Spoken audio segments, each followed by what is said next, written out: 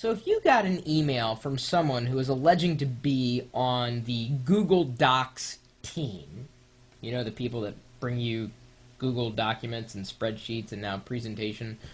I've talked about it before, showed you how to use various parts of Google Docs. Would you believe it? I didn't. And because they were asking if, you know, I'd want to post to the Google Docs blog and help other people use Google Docs. And I was like, who is this really? He said, no, seriously. And true enough, Google Docs is knocking on my door, well, the virtual door, and now they've started a YouTube. Yeah! Sorry, channel. Forgot I had him up there. Kind of freaked me out a bit. Look, see that? He's showing off the things that people are doing in relation to Google Docs. And did you see how you guys made it in there with one of the videos we did? Here, let's go back to the big face. Sorry. Right there. Look at that. Look at that. Look at that. Even got the Google brand in there. Look at that. Who made it? Assassin, Conjulo, and Dragon Paladin. And they were even saying, like, Microsoft Office 07 and OpenOffice.org. You guys made it into an official video. Well, at least some of you did.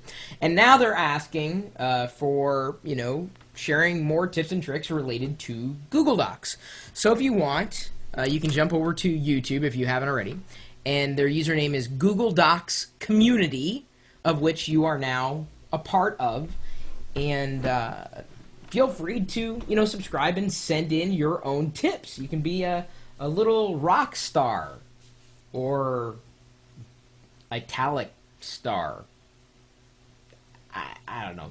What can you do with Google Docs? I'm about to open it up again as the topic here says community. I mean, it's not just the Google Docs community, but I'm about to use Google Docs to engage the community.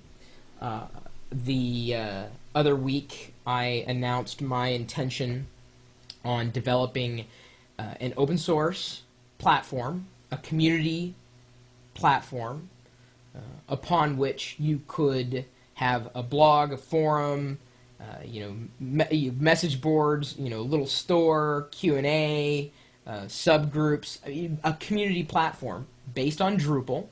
At that point, it really didn't have a name.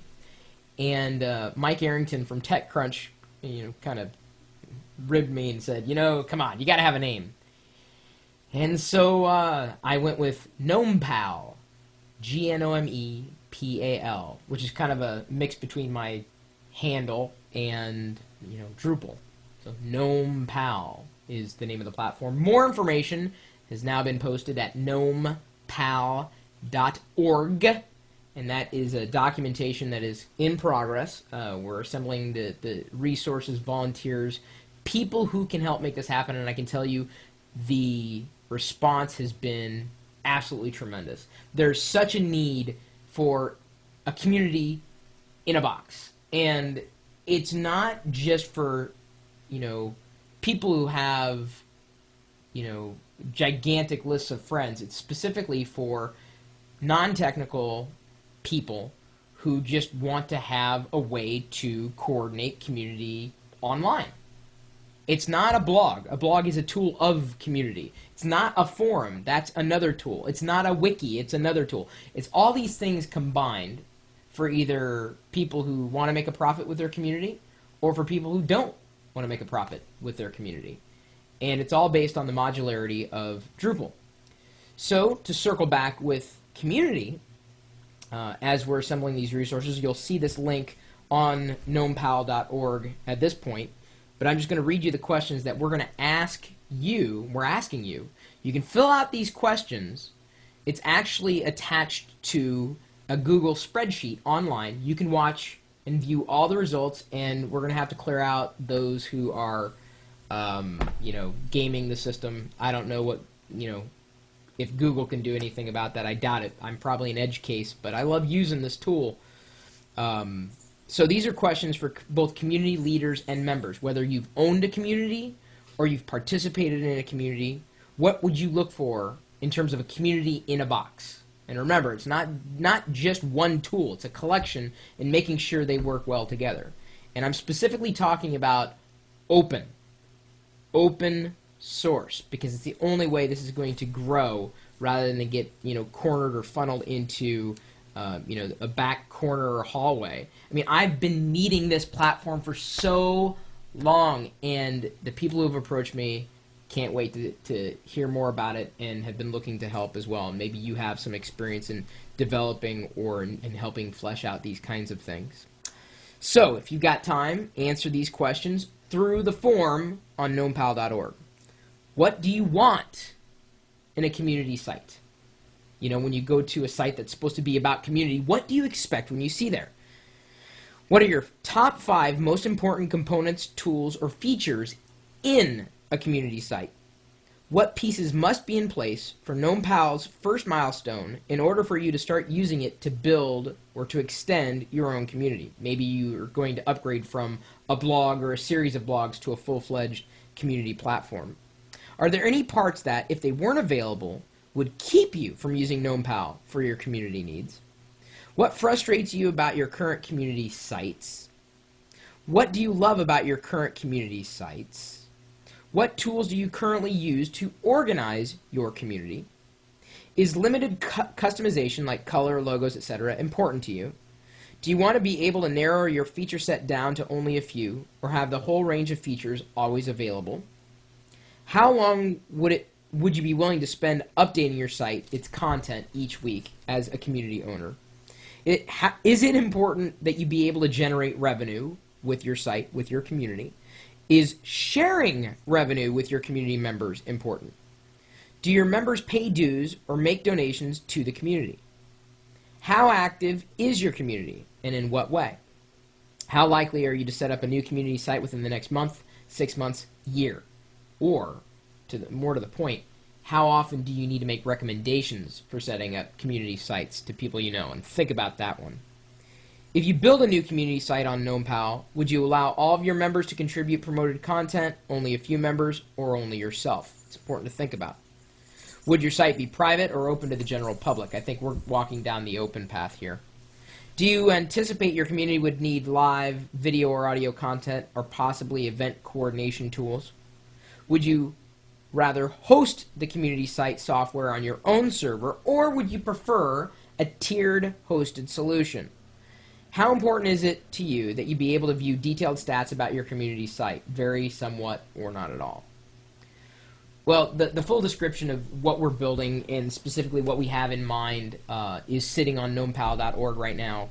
And the way we're building it is with total modularity and flexibility. So if you only want a blog, fine, you can have it. But then you know that you can add forums. Or if you want blogs and forums, that's fine, but you know you could add a wiki. I mean, it's completely, potentially modular. We want to set up a hosted service so that it's pretty much just one click. You answer a few questions, bam, community in a box. Most importantly, knowing that advertising is going to be important for me, because I want to use something like this for my own needs, my own commercial interests as well as my non-commercial interests. Building that in, but instead of saying you have to use this service, this service, this service, the way we're going to construct it, we're going to have like a stats API or an activities API or a photos API, videos API, so that if you already have an existing community, say on YouTube, you wouldn't need to re-upload your videos. You could just say, here's the YouTube credentials, pull it all into my community site. Or I want to use that stats engine that sits over there so that you just be able to insert it. You could do it on your own terms. And that's kind of the bottom line with this kind of infrastructure. And I've seen a lot of community software out there. Unfortunately, it's not fleshed out completely, or it's closed, in which case I'm not interested. I've used closed platform community software before, and ultimately that ends up being very expensive and very anti-community, at least as far as I'm concerned. I've looked into shared code options, and it was extremely expensive. In theory, it is sounding good. We do have some working models and constructs. I think a very attainable first milestone, just getting the basics up and running. I've been talking with a lot of people about this. experts, most certainly, who know their way around Drupal specifically. And as I said, we're assembling the resources. There's such a need for this, even by, as you'll see on the site, independent consultants who get asked, hey, could you build a community software for me? It's like, oh, I got to do this, then I got to add this, and I got to change this, and I got to do this. It'd be nice to have just a base starting point. And more importantly, what about those who really don't care so much about all the fancy add-ons and stuff? They just want something that works out of the box, that isn't just a blog. That it's a blog and a forum, and potentially at some point a wiki, at some point subgroups, at some point a calendaring system, at some point all these features that make a community site really tick. And the issue that you have when you kind of rely on external services for your community is that you're leaking knowledge. You know, you're requiring your community to go elsewhere to get the information they may not never see if it's not integrated at the site that they know and love. Forums, great example of a community tool, but that's just one tool of a community. When you start layering things or adding things to it, suddenly it seems kind of like a hack. I mean, forum software is good at what it does. It is. But in terms of serving, you know, a variety of community needs, it falls short. Same thing with blogs. Together, you've got a stronger community tool. So anyway, I'm asking those questions of you. I need you to answer honestly, directly, and you know, if you've got any other contributions. I mean, I know we're going to be taking feedback. I know, but more importantly, what we're going to need help with, since this is going to be an open source effort, and I am going after grants, and you know, because I know attention and time is not necessarily free, or if you know you want to contribute in other ways, whether it's in design or in implementation, feel free to contact me. My email address is chris@pirillo.com. As I said, this questionnaire is you know, linked through. It's being hosted on Google Docs. They didn't know that. Well, now they do. And you're also welcome to swing by the chat room, although I will tell you, if you stop by the chat room, I will likely be busy in another chat room talking specifically about this project. It is going to eat me alive because it's that important to me. So if I'm not paying attention, chances are I'm trying to work on this. And so the more realistic help I can get, the better off I'm going to be, the better off you're going to be, because certainly this is open source, which means you'll be able to take the ball and run with it at some point in the future too. So that's why I'm asking for help, and you know, you should be seeing the validity of that. Take a look at what we've assembled so far in terms of our goals and direction, and I think you'll agree that we're on the right path. And yes, I know, money is also very important. Advertising is built right into the whole idea, because that's what Locker Gnome runs on. If you want to stop by the chat room just to say hi, I may not be paying attention, but I am here, typically sitting in front of this computer screen, typing away, not really watching screensavers. Maybe a call for help is more in order. Anyway, feel free to stop by anytime, day or night. We're at live.pirillo.com. We'll see you later.